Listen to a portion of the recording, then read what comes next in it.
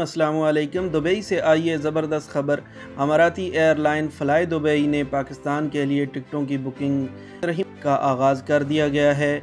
अगले हफ्ते उन्होंने कहा है कि फ़्लाइटें चलाएंगे। उन्होंने हुकूमत से इजाज़त तलब की है, जो अगले हफ्ते तक फ़्लाइटें चलाने की इजाज़त मिल चुकी है। इसलिए उन्होंने बुकिंग का आगाज़ कर दिया है। जो उन्होंने महदूद पैमाने पर बुकिंग का आगाज़ किया है। जो लोग यहाँ से वापस जाना चाहते हैं, जिन्होंने एम्बेसी में अपनी रजिस्ट्रेशन करवाई है, वो लोग वापस जा सकते हैं।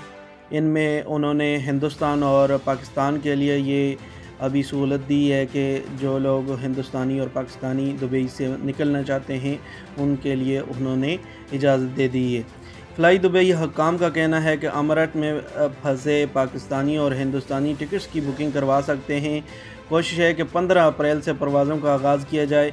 बताया गया है कि फ़्लाई दुबई ने कराची, फैसलाबाद, सियालकोट और मुल्तान के लिए टिकटों की बुकिंग का आगाज़ किया है। ताहम इस हवाले से पाकिस्तानी सफारत खाने ने रद्द-ए-अमल देते हुए कहा है कि फ़िलहाल किसी किस्म की खुसूसी परवाज़ का आगाज़ से मुताल्लिक़ वो आगाह नहीं है।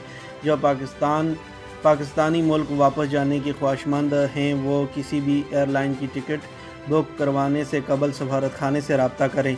वाज़ेह रहे कि मुत्तहिदा अरब अमारात में कोरोना वायरस के फैलाव के बाइस गुज़श्ता माह लॉकडाउन नाफज कर दिया गया था। इसलिए इस वक्त दुबई में 24 घंटे का लॉकडाउन नाफज है। इसलिए सियाही और विज़िट वीज़े वाले हज़ारों पाकिस्तानी और हिंदुस्तानी इस वक्त अमारात में फंसे हुए हैं। इस तमाम सूरत हाल में एमिरेट्स एयरलाइन भी महदूद पैमाने पर परवाज़ों का आगाज़ का ऐलान कर चुकी है।